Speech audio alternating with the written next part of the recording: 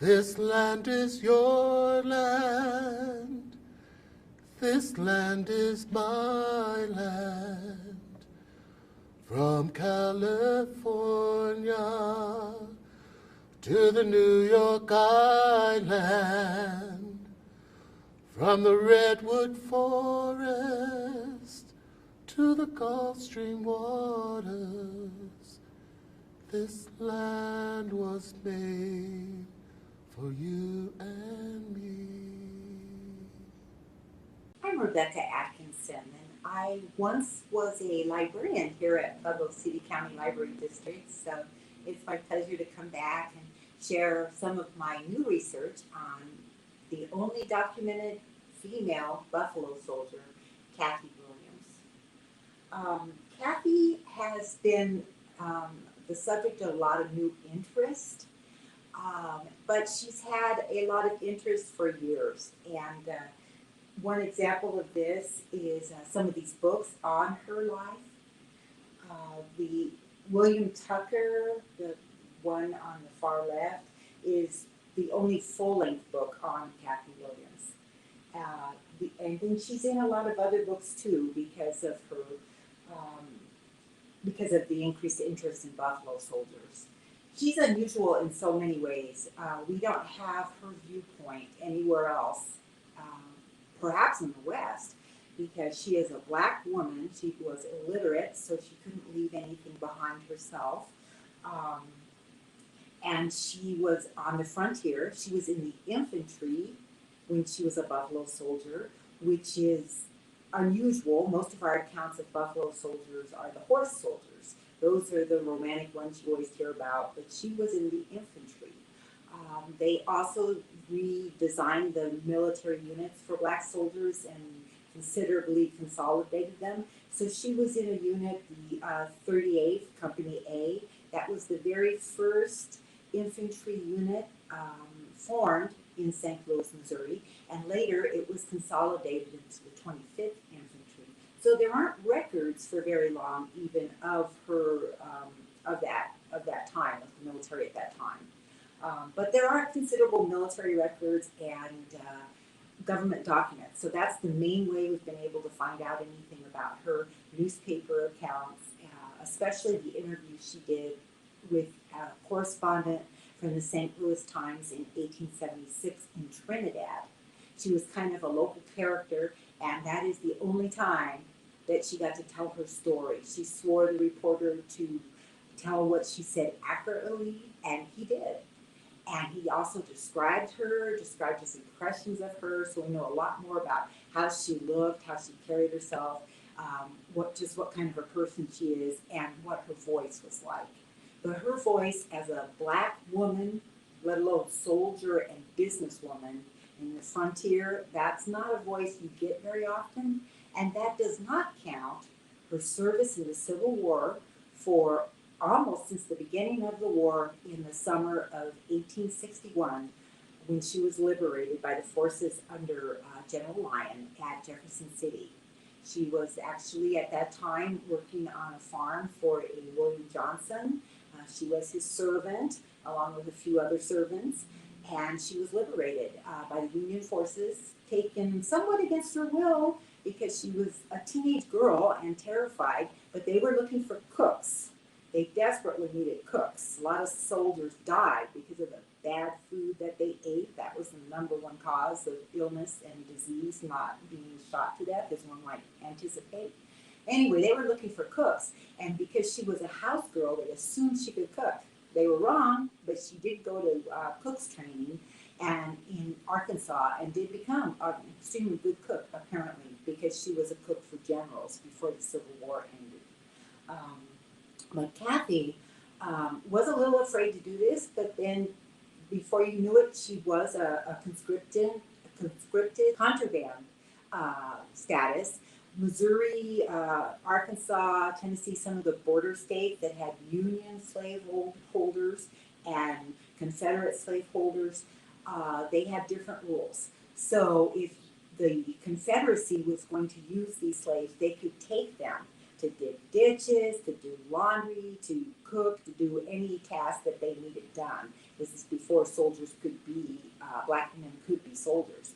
And so Cathay was taken and was considered contraband, which means at any time during the war, had she been captured, she would have been sold back into slavery, taken back.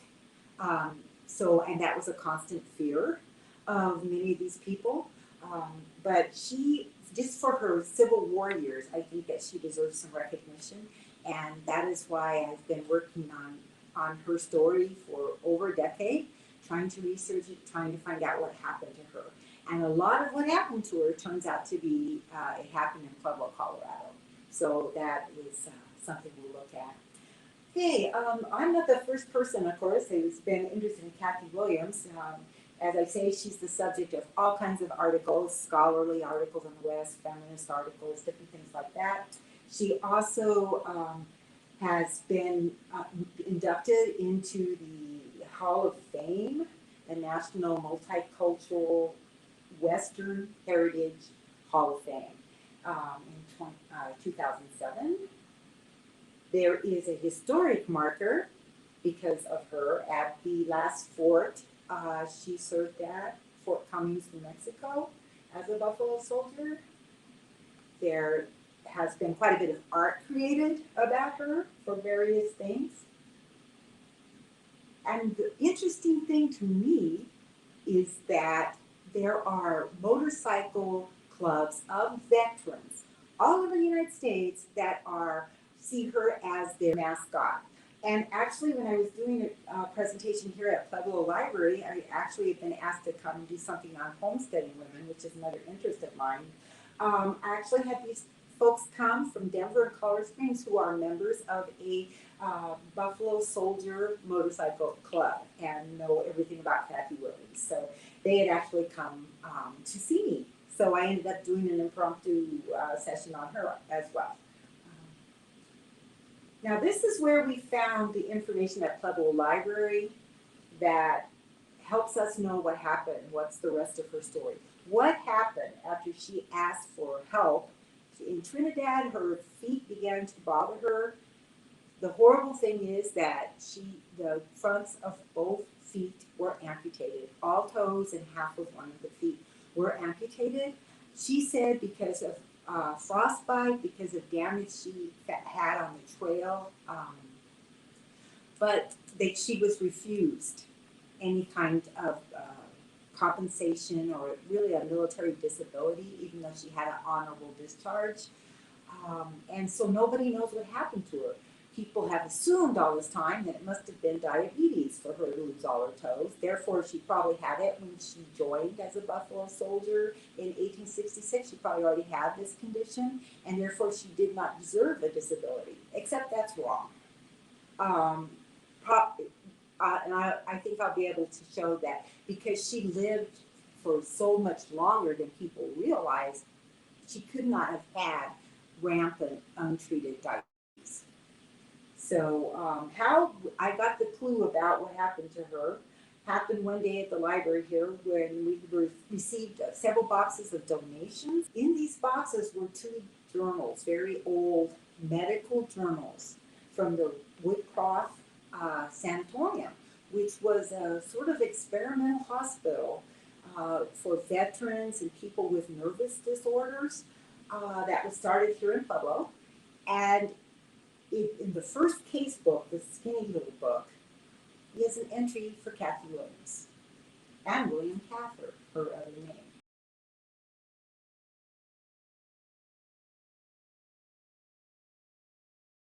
So my name is Charlene Garcia-Sims, and I'm a genealogy and special collections librarian here at Rawlings, and I am going to present Rebecca Atkinson, who is doing some research on Cathay Williams, a journal that we found, and it was a mystery of how we saved it. But I'm going to turn it over to Rebecca, and this is a journal about 100 pages about Cathay Williams. And Rebecca, come to go ahead and turn it over to you. Well, this is the thrill of a lifetime to see this. When we first saw this, my staff thought I lost my mind because I was jumping up and down and clapping and screaming, because here is absolute proof of where Cathay ended up And to read this journal so that you can see it, you'll notice it's striking because the main entry is Cathay Williams, male, 48 question mark, servant, Trinidad, Colorado. Written over that is William Cathay, or is it the other way? We don't know for sure. Um, William Cathay was admitted September 26, 1896. Discharged, transferred to the state asylum April 18, 1897. Unimproved. No, don't have any family history because she had no family. Personal history, servant during the late war, meaning the Indian Wars. Feet were frozen while he was wandering in an attack of delirium, toes amputated. So during a fraud, which is consistent with what Kathy said. There was an ill thought out campaign against the Apaches in the winter of 1867. A lot of the soldiers of the 38th Company A with Williams were frostbitten and suffered very badly. The Buffalo soldiers got the worst costumes, the worst clothing, the worst food, and they were ill equipped to be out for almost 2 weeks on a forced march. They weren't allowed to have fire because they were afraid the Indians would be alerted to their presence. And so this is consistent with records of the time. So I do believe that that is probably what caused the damage to her feet, not diabetes, as so many people think. Her condition at this time, male, colored, docile, industrious, fixed delusions of persecution. Diagnosis, chronic mania. Progress, no improvement. Transferred again to the state hospital 4/18/1898. Now, at first, I thought this had to be a mistake because there's two different transfers to the hospital, but then I discovered a week ago it isn't, because this is when she apparently left to go to Leadville, where she had maybe her cousin or an acquaintance, and acted crazily in a bar, saying that she had was actually always a male and that she had only pretended to be a woman. And some other crazy stories about people following her and other things. And so she was judged insane then at Leadville and sent back to Trinidad, where she went to court again and was recommitted to the state hospital. That seems to be the actual timeline of events. I haven't found anything else, although I wish I would, to show that she ever got out again. So I believe that she was there until she died in 1911. And that is the person, the William Cathay, kind of a clerical error on census reading, that they saw Kathy as R, comma, instead of her name, Kathy. So I believe that she is that person that is buried in her father's grave at Roselawn. This was written up in the Pueblo Chieftain at the time we made the discovery. This is a copy of the article from the St. Louis News that tells so much about her. This is where we had the information that turns out to be pretty accurate, everything she said before the discovery of this journal that helps us know the rest of her story. What's interesting about this one is she tells us her background, and I've checked out several of these things. She said, my father was a freeman, but my mother a slave, belonging to William Johnson, a wealthy farmer who lived the time I was born near Independence, Missouri. While I was a small girl, the family moved to Jefferson City. My master died there right before the war. And then she talks about her being taken by the Union troops. And Captain Clark is actually the one she ended up with. Her travels all through the Civil War. She was in one of the biggest battles of the West at Pea Ridge. She was up and down the coast, as far down as Savannah, Georgia, up the Mississippi on a riverboat. At the time of right before Richmond, the Battle of Vicksburg, and that kind of thing was going on. She was sent then to the Shenandoah Valley under General Sherman, rose to the point of being not just Captain Clark's cook, but being Sherman's cook. And so, and housekeeper, laundress, that kind of thing. She kind of took care of him at camp. So that was really he was the second most important general in the Civil War behind Ulysses S. Grant and I guess Sherman. So the third most important perhaps. So at that time, that was quite a position to be in. From an illiterate teenage slave girl to the cook for generals was not bad. Then she talks about her time in the Buffalo Soldiers, when she joined. An interesting thing to me is that when she joined with two other men. She joined with her cousin and a special friend, which at the usage of the time was probably a boyfriend. And they joined together, and these guys were with her. They never revealed her secret until she was ready to tell. And so they were with her apparently the whole time. I suspect that one of them could be buried with her here in Pueblo, in Roselawn Cemetery. There is another Williams who also was in the military, who's also in the Paupers field. I think recently his grave has been acknowledged, but Cathay has not. And so hopefully people will become interested in making sure that she gets the honor that she deserves. She didn't get a lot of respect in her life, but she deserves respect now because she is a one-of-a-kind, unique person and very important. So she talks about what happened to her in Pueblo here. She actually, after she got out of the Buffalo Soldiers, she worked for a lot of families in Pueblo. She was a laundress, she was a cook, she'd help with cleaning. One funny occasion, she was house sitting for a beautiful young white girl. Men came to serenade the white girl outside her house, and they were quite surprised when Cathay came out, and everybody had a good laugh.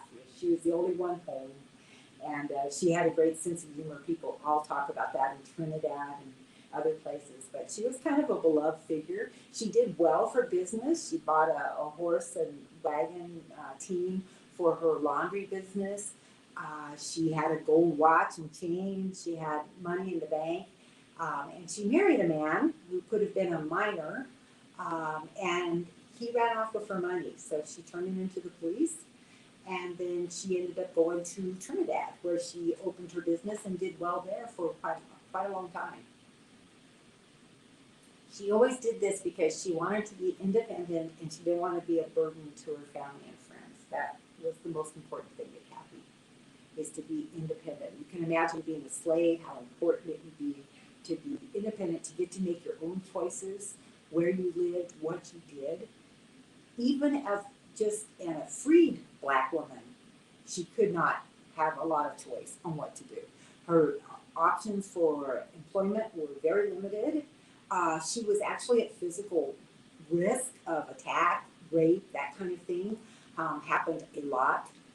So she sometimes apparently thought it was smarter to assume a male identity so she could have a job, get around, and have her freedom, which is what mattered to her independence. She was born in Independence, Missouri, speaking of irony, so close to the Kansas line that she could have run away to freedom had she not been just a young girl. This is a drawing of what they think it looked like in that time, the town of Independence. Cathay said her owner died right before the war began, and I discovered that all this time the researchers have the wrong William Johnson as her owner. The one everybody thinks was her owner is actually a guy that lived. He was still alive in the 1870 census, but one William Johnson was not, and that is her owner. So I actually found this information. You could see the household. There were a lot of kids to take care of, also an aunt. So it tells us quite a bit about who this William Johnson was. There's a little bit of a closer view of the Johnson family. You can see he's a farmer from Pennsylvania. His wife was from Virginia. We have found her family because both William Johnsons in question had a wife named Eliza. So it really does get complicated.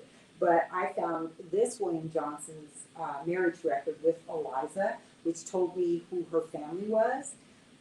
It was a common custom at this time, especially for someone whose family came from Virginia, for the girls in the family to be given slaves, house servants, when they married, and the boys to be given land. So it makes sense that sometime after this marriage, when the family moved, Cathay said when she was a small girl, to Jefferson City, that's probably how she got to Jefferson City as the servant of Eliza and her family.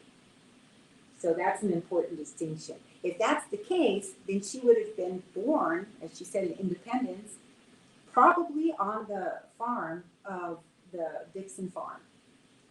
That's something I'm hoping to get some photos of. I have discovered where the family cemetery is.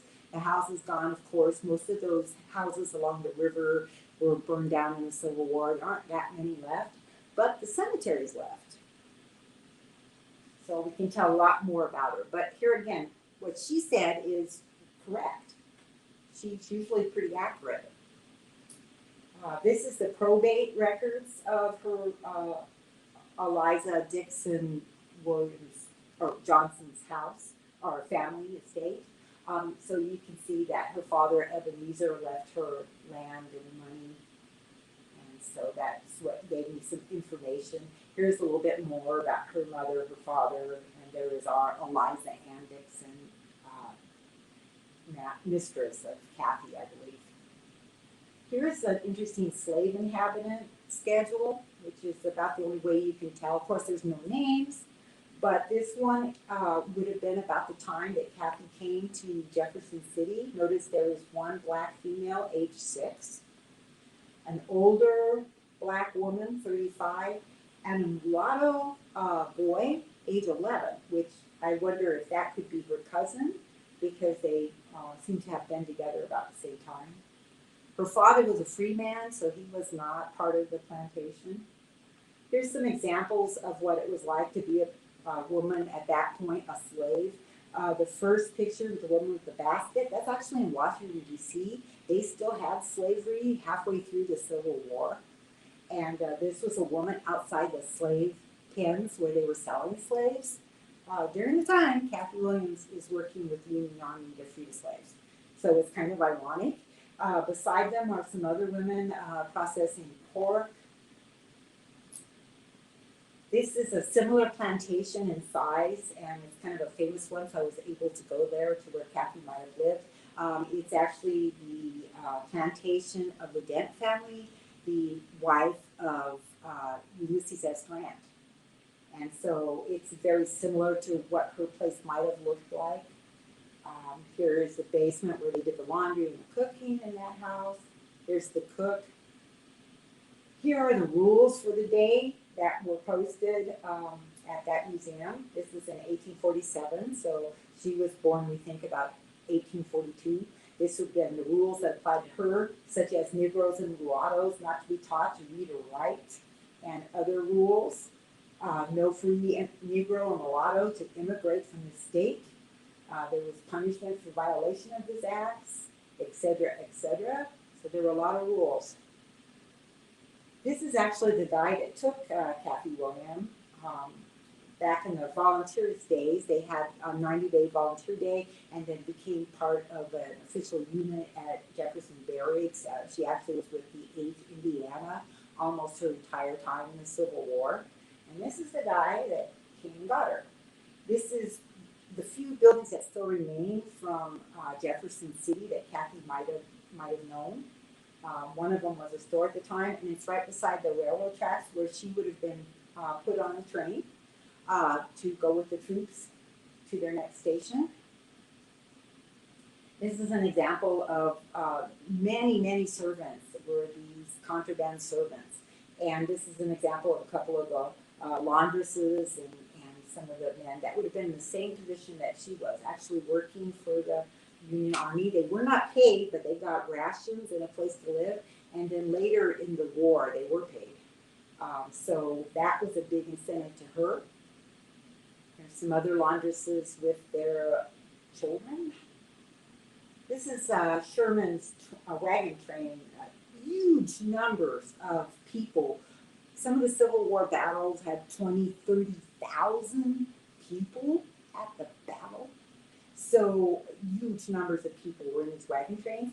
And she would go with her wash tubs, with her cooking supplies, probably walking, and managed to get to the campsite before everybody else did, set it all up, get the food going, and that was her job. So it was really quite a, people say, well, you know, maybe she was always feeble. That's what they tried to say when they found out she was a woman and kicked her out of the military. But she couldn't have been that feeble and walk thousands of miles and carry those gigantic pans and gigantic wash tubs and do all that work that she did do for 4 years during the Civil War. A lot of men did not survive. A lot of men got diseases and died. And somehow she made it through all of that and did well. So I dispute the fact that she was weak. Also, she was quite a large, strong woman for her time. She was said on her enlistment papers to be 5'8" or 9, and so she was well muscled. When she went into that recruiting office in at Jefferson Barracks in St. Louis, they just took one look at her and saw this tall, for the day, strong, well muscled man, and that was the end of it. They were so desperate for troops, they didn't do a lot of close inspection, despite what they said. So she was found to be a strapping young man and perfectly physically capable of being a soldier. So this is how she got that way, by all of this walking all through the Civil War. Here's an example of another black man who was a cook. And this is one of my favorites. I wish I had a picture like this of Kathy, but here I have a picture of another woman who was a servant to General Fritz Porter and his staff. Very similar situation to what Kathy had with Sherman. And so I like this picture of Mrs. Fairfax, chief cook and bottle washer, because that was what Kathy was. Here's something I found, and going through some things in National Archives. They actually had a group of photographs from the Civil War of contraband servants. And so I just flipped through there, and then I saw Sheridan. I saw General Sheridan in a picture, and says it's from the Army of the Potomac headquarters, Brandy Station, Virginia. And then I started looking at the servant standing behind him. He's very distinctive looking. So who is that woman serving these guys? You can see she's, not the most feminine looking girl, really. Very short hair, but that's definitely a woman, a young woman, who meets her description in just about every way. And you can tell for sure that that is General Philip Sheridan. He always wore a certain kind of hat. He was quite a short man, especially in the legs. A certain mustache. There's no doubt that that's him. So who is that taking care of him right when she was supposed to be there in the Shenandoah Valley at the time? I think this is her. Unfortunately, it's not labeled, so we'll never know. Not only was she sort of the aide-de-camp to him, but to all of his officers. She cooked and did laundry for them and took care of them also. And you'll notice that one of them is pretty famous. That would be George Armstrong Custer, was one of the people she took care of. Ironically, as a Buffalo soldier, she'd be under his brother Tom. So this is fascinating how these people keep intersecting. Sheridan would also be named to try to subdue the Indians in the West, so he was out there too at the same time. This is the Battle of Pea Ridge, where it was quite a important battle and quite terrifying. Had she been captured at any time, and she would have went back home or perhaps just been shot. Then after the war, she saw that they were enlisting black men into the military, and there were these flyers around, and that's when her friend and her cousin came and told her about it. This is Jefferson Barracks. Aren't any of the original buildings left, but this was the armory that would have been there when she was there. And here's her enlistment papers. This is an example of what she would have done out in the West. They escorted all the mail coaches and things because the Santa Fe Trail, which is where she worked as a soldier, was under dual attack. It had been under attack in the Civil War, but then it was under attack by angry Native Americans after Sand Creek and things like that. That's just a very short time after she came out. So they would actually walk or ride the coaches and secure the trail. So she would have been doing a lot of that. This is Fort Bayard at what it looked like during Cathy's time, including the hospital can be seen in the forefront, where she began to get sick. Now, what had happened to her is she missed going west with the rest of the Company A and 38th because she got a bad case of smallpox at Jefferson's Barracks. A lot of these ex-slaves had never been around that many people. They lived such isolated lives. And so when they came in contact with lots of people, they often got diseases. And she got this horrible case of smallpox. So she had to leave after everybody else and catch up with them. There was a train to ride part of the way, but then from Leavenworth on, it was pretty much on foot, and she went all the way to New Mexico, caught up with her people there, and then they all marched to New Mexico. So it was a long way to march. She was still sick from having smallpox, had to swim rivers and all of this kind of thing.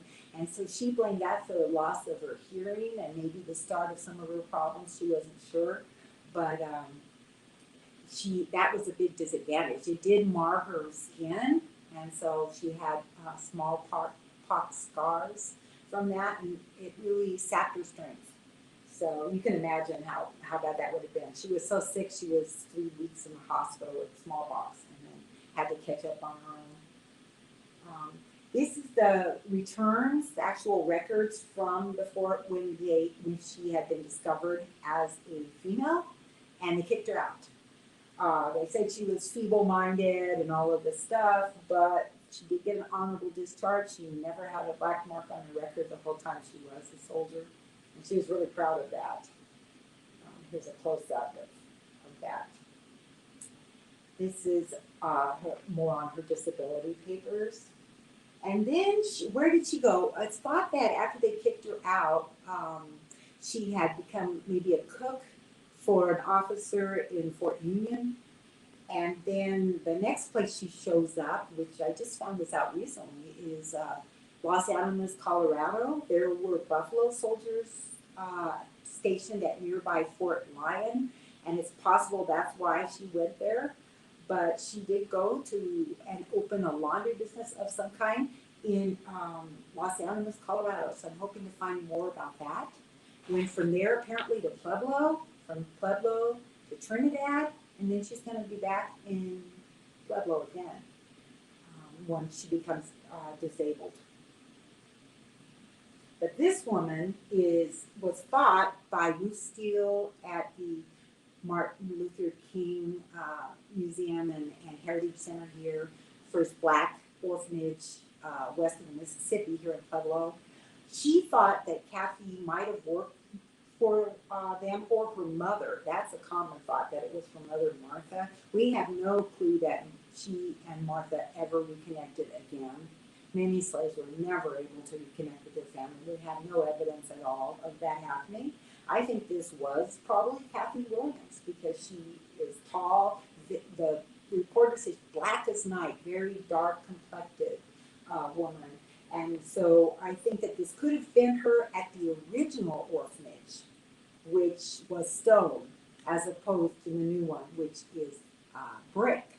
So yes, it was in front of a window at the orphanage, but I think it was the first one. She could have been doing sewing or some services for the orphans at the orphanage.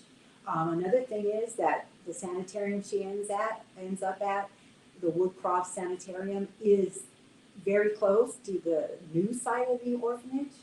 So it's possible that she did go back and forth over there, but I don't think that she or her mother ever actually were matrons or lived there, as has been rumored. There's a lot of rumors and not been much fact, but this is what I believe is the truth. You can see in this close-up, I think it's her because of two things. One, this woman has scars, although it's a little hard to see, round scars on her face that could be smallpox. She's kind of masculine looking. She has the hat. Cathay was known in Trinidad for having a different hat for every occasion that she made herself. She was kind of a seamstress. She had a sewing machine and did that. And so this seems like this very well could be her. Here is her census data for Trinidad. So we know she was in Trinidad by June 1880.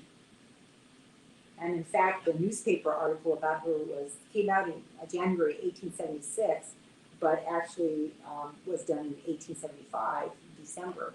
So we know she had been in Trinidad for quite a while at this time. There's a picture of Trinidad at about that period. There's a lot of wrong information about her. This is another example. Historian William Loren Katz claims this is Cathay Williams working in her garden. She wanted to have her own land. She said she was going to get her own land, which she was entitled to as a veteran. She would get so much time off. So she was planning to do that as soon as the train came to Trinidad.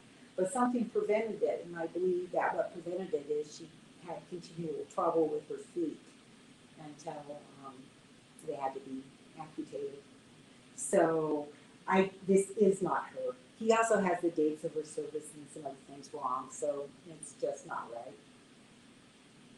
I did go and find out if she ever got that homestead claim and was able to talk with the Bureau of Land Management people up in Denver. And they were able to confirm that a Catherine Williams did take out a true claim about that time.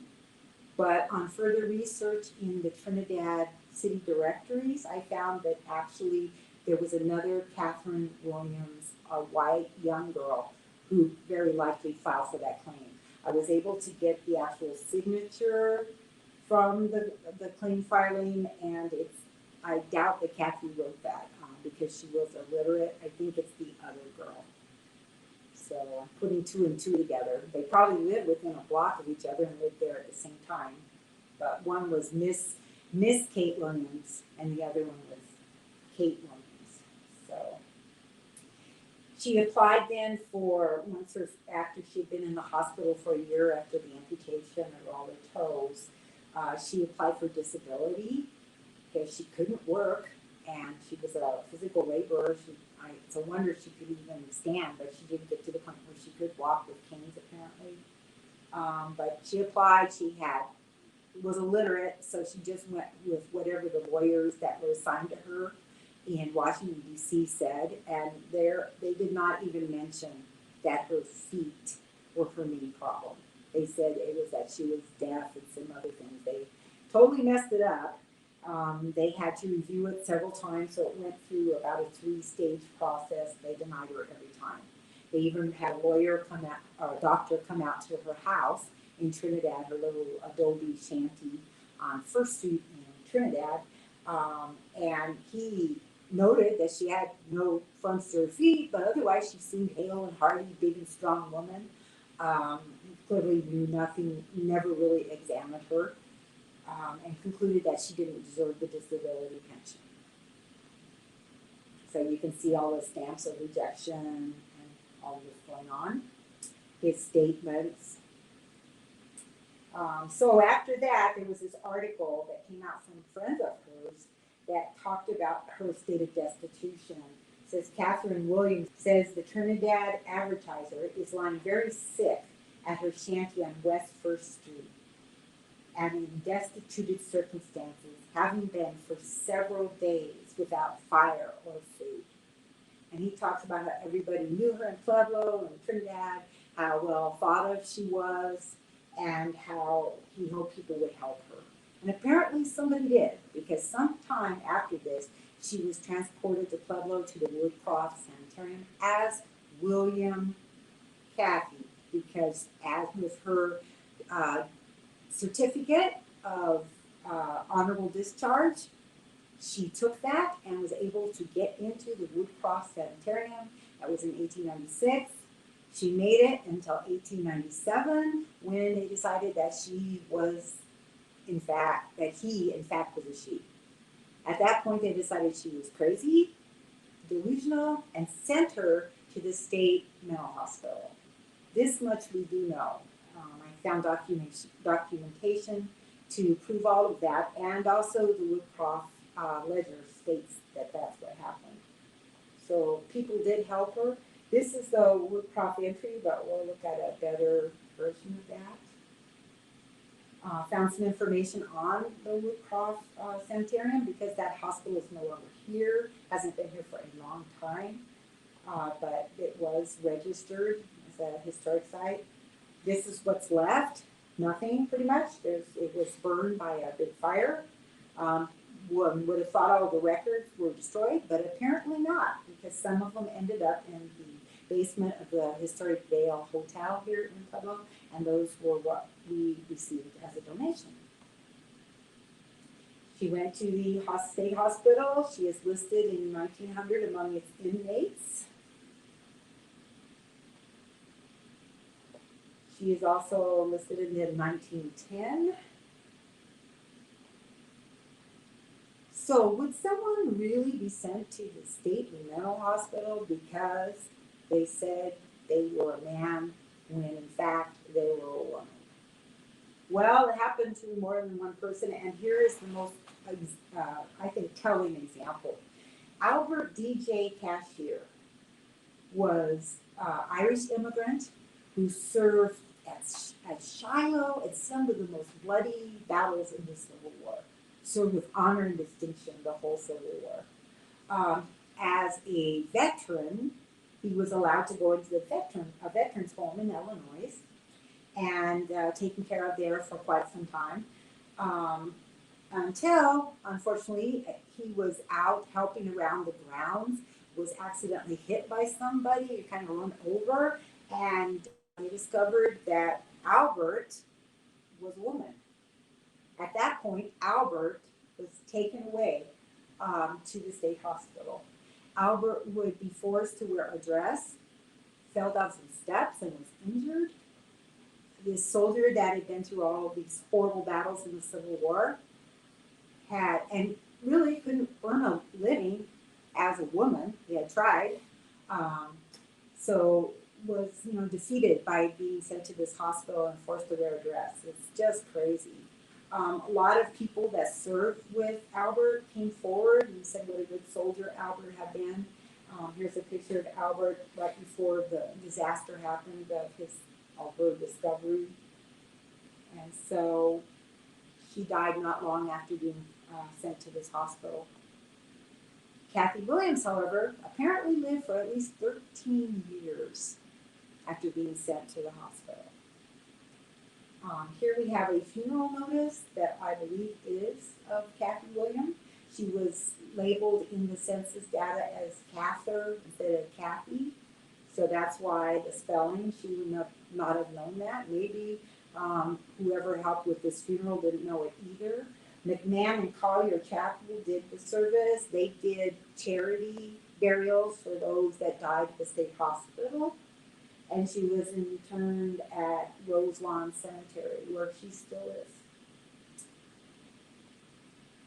This is a record from Roselawn Cemetery. I had looked before under William Cathay and Catherine Williams and every variation I could think of. Never tried Cather, and when I found this, I was pretty excited. Where the shadow of this tree is where I believe that she is buried.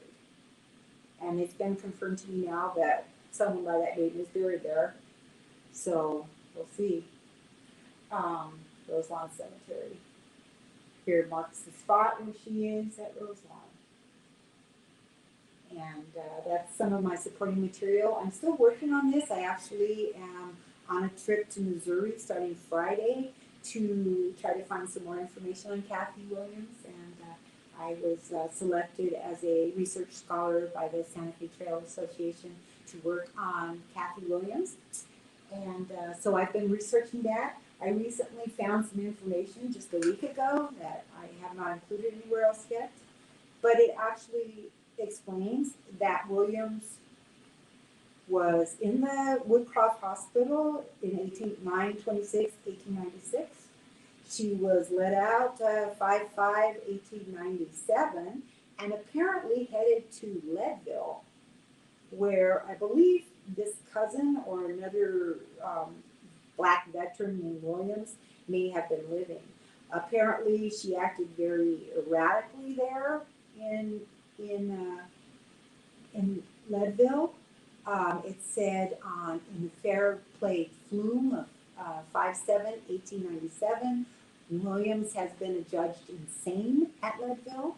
He is a colored man who for 15 years has passed unsuspected as a woman, working for many Pueblo families as a laundress. Now, she's the one that said she was, had been pretending to be a woman.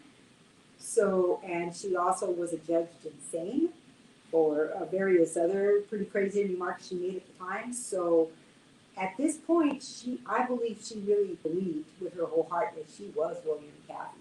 For whatever reason, that's who she was. And that was enough to get you put away for the rest of your life as an insane person in the 1890s. So we did find that information. This is actually from the Pueblo County Insane Asylum, some records that were on the internet, which I did find. So this further substantiates that indeed was Cathay Williams, and that's the rest of her story. My hope is that people will know what she did and honor her for her unique insight and the amazing things she did at that time, and that we can get a memorial to her at Roselawn and get the record set straight that she did deserve the disability, and that's what should have happened. And I just want her to have the respect in death, at least, that she didn't get in life. Thank you. Land is your land. This land is my land.